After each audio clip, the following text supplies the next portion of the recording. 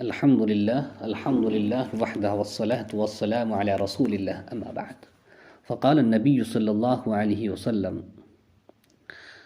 نعمتان مغبون فيهما كثير من الناس الصحة والفراغ. سامعین اعظام، نئے سال کا جشن اور اہل اسلام کا رویہ. 31 دسمبر کی رات جیسے ہی یہ رات آتی ہیں تو ہر سال ساری دنیا کے لوگ ایک نئے سال کا جشن مناتی ہیں. اس رات جو ہیں بہت سارے خرافات ہوتے ہیں. اس رات میں اللہ کو ناراض کرنے والے اور اللہ کے عذاب اور اس کے غضب کو بلانے والے بہت سارے کام انجام دیے جاتے ہیں. بے حیائی اور زنا جیسے ناپاک کام اس رات کو ہوتے ہیں. شراب نوشی عام ہوتی ہیں اور پانی کی طرح بیہودہ اور بے فائدہ کاموں کے اندر اپنی ناجائز خواہشات کو پورا کرنے کے لیے اور دنیا کی رنگریلیاں جو ہیں کرنے کے لیے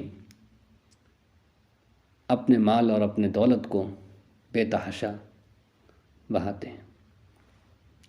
بڑے افسوس کی بات ہے کہ مسلمان کا ایک طبقہ، خاص طور پر ہماری نیو جنریشن اور نوجوان بھائی جو ہماری ملت اور قوم کا سرمایہ ہے، انگریز کے اس بیہودہ کلچر اور گندے اور ناپاک کلچر کا جو ہے نہ صرف پروموٹ کرتے ہیں بلکہ اس کا حصہ بن چکے ہیں.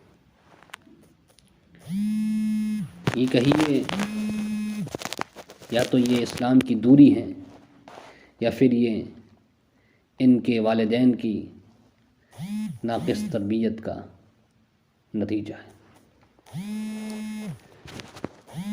پہلی بات تو یہ ہے کہ ہر نئے سال کے موقع پر اس طریقے سے جشن منانا اسلام بالکل اس کی اجازت نہیں دیتا، اس لیے کہ ہماری زندگی ایک محدود زندگی ہے، ایک لمیٹڈ زندگی ہے. ظاہر سی بات ہے، جب زندگی کا ایک سال کم ہو گیا تو آدمی موت کے قریب ہو جاتا ہے اور زندگی سے دور ہو جاتا ہے.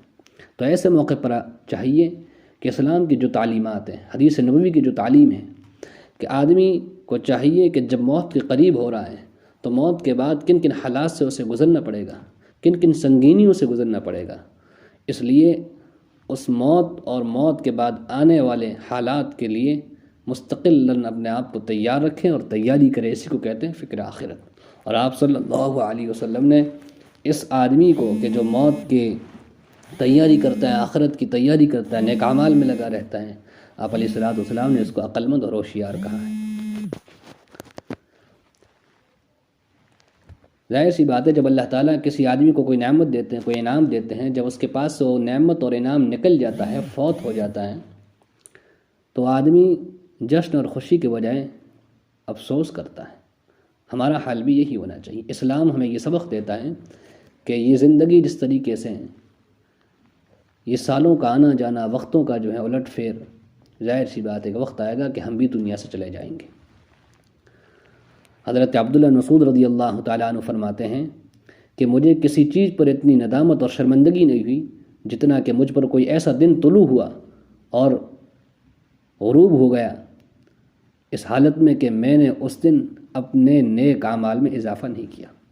حضرت حسن بصری فرماتے ہیں کہ اے ابن آدم، فرماتے کہ تیری زندگی جو ہے ایک دنوں کا مجموعہ ہے، جب دن گزر جائیں ایک دن تو فرماتے ہیں کہ تیری ایک زندگی کا حصہ گزر گیا. اس لیے شاعر کہتا ہے کہ غافل تجھے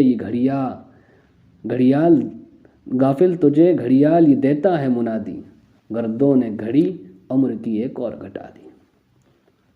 اس لیے آدمی کو جو ہے اپنی زندگی کو لے کر چاق و چوبند رہنا چاہیے. جیسے میں نے شروع میں حدیث پڑھی آپ کے سامنے کہ عام طور پر بندہ جو ہے ان دو نعمتوں کے تعلق سے دھوکے میں رہتا ہے، صحت، تندرستی اور فراغت، فری رہنا.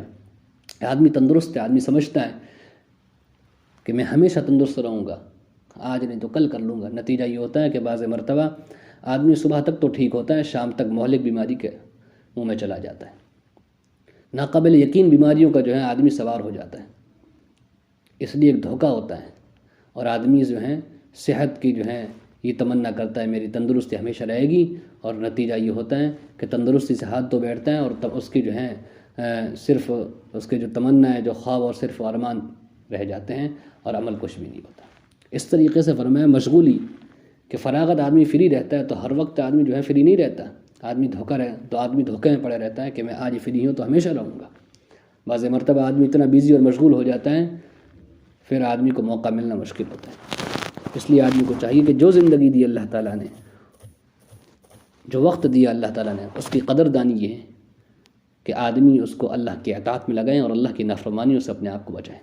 یہ وقت بہت بڑا قیمتی چیز ہے۔ فرمایا الوقت اثمن من الذهب، وقت جو ہے سونے سے بھی زیادہ قیمتی ہے۔ اگر کوئی چیز ہمارے ہاتھ سے نکل جائے تو ہم اس کو محنت کر کے حاصل کر سکتے ہیں، لیکن اگر وقت ہمارے ہاتھ سے چلا گیا تو اس وقت کو ہم پوری دنیا کی دولت لٹا دیں پھر بھی اس وقت کو حاصل نہیں کر سکتے۔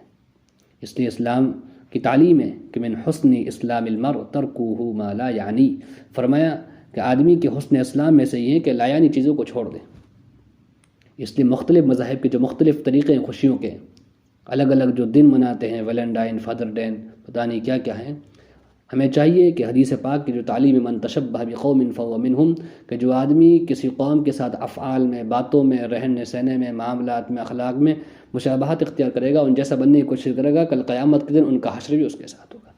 اس لیے ہمیں اسلامی تعلیمی ہے کہ ہمیں جو ہے شریعت کے اندر اس طریقے سے نئے سال کا جشن منانا کہیں ثابت نہیں۔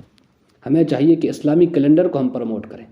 ہمیں چاہیے کہ ہم جو ہماری جو پیچھے کی زندگی گزر گئی اس کا کیلکولیشن کریں، اس کا حساب کریں، اور آئندہ زندگی کے بارے میں ہم جو ہے آئندہ کے جو ہمارا فیوچر ہے اس کے بارے میں ہم ابھی سے جو ہے چاقو چابند ہو جائیں۔